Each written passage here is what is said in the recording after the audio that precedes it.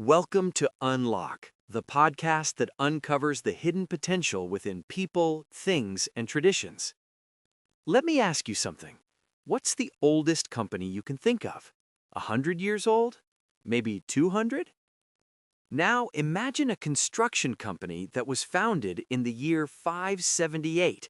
The year 578. When this company opened its doors, the Byzantine Empire was at its height.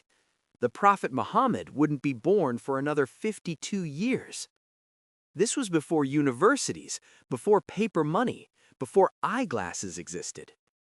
And this company operated continuously for 1,428 years. Today, we're unlocking the secret of Japan's millennium businesses and what they can teach us about building things that truly last. Japan has over 33,000 companies that are more than a century old. To put that in perspective, most businesses today don't survive past their 10th anniversary. Yet Japan has 33,000 businesses that have made it past their 100th. But the real story is in the extremes. That construction company I mentioned, that's Kongo Gumi, founded in 578 AD when a skilled Korean carpenter was invited to Japan to build Buddhist temples. For 14 centuries, 40 generations of the Kongo family built and restored Japan's most sacred spaces.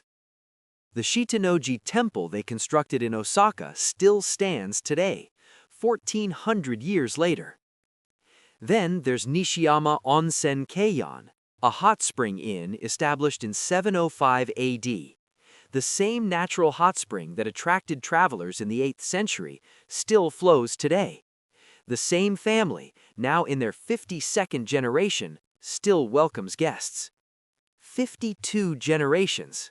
Think about that.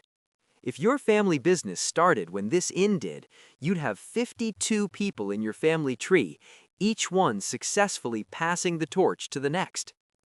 Most companies don't survive the transition from founder to second generation. These companies have done it 50 times.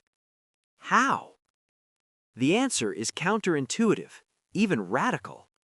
Japan's longest-lasting companies prioritize the family name over the family blood. In the West, family businesses typically pass from father to son, blood relation above all else. When the biological heir can't or won't run the business, that's usually the end of the story.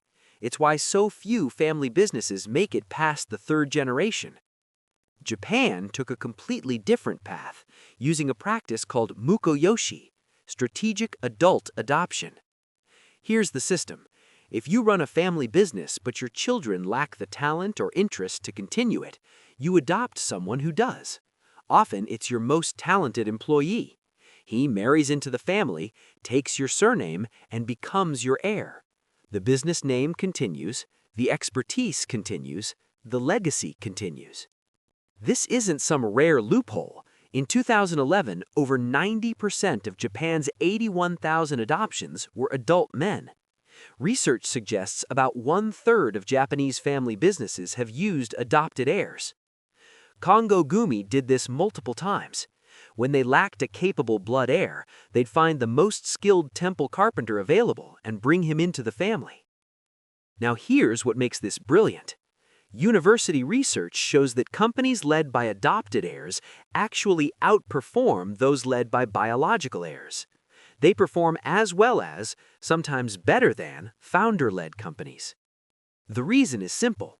You're selecting for competence, dedication, and cultural fit. You're choosing someone who has proven themselves worthy of the Norin, the family curtain, the reputation, the legacy. Blood relation guarantees none of that. Merit beats inheritance. Every time. But mukoyoshi alone doesn't explain 1,000-year survival. There's something deeper, a fundamental shift in identity. These companies don't have owners, they have stewards. Think about the difference. An owner can do whatever they want, maximize profits, sell to the highest bidder, extract value. A steward has a duty to protect something precious and pass it on intact. At Hoshi Ryokan, the 46th generation owner said something profound. We don't ask what will make us the most money this year. We ask what will allow us to still be here in another 300 years. So here's what we've unlocked today. In a world obsessed with disruption and exponential growth, Japan's ancient companies offer a different vision of success. They show us that true longevity comes from flexible principles, not rigid traditions. From merit-based succession, not bloodline inheritance. From stewardship, not ownership. From asking not how much can I extract, but what can I preserve. These businesses have outlasted empires, technologies, and entire civilizations. They've endured because they understood something we're only beginning to relearn. The goal isn't to own something, it's to be worthy of caring for it. That's the wisdom of the 1,000-year company. That's what Japan has to offer the world. This is Unlock. If this story inspired you to experience Japan's living history for yourself, we've done our job. Until next time, keep unlocking the extraordinary in the everyday.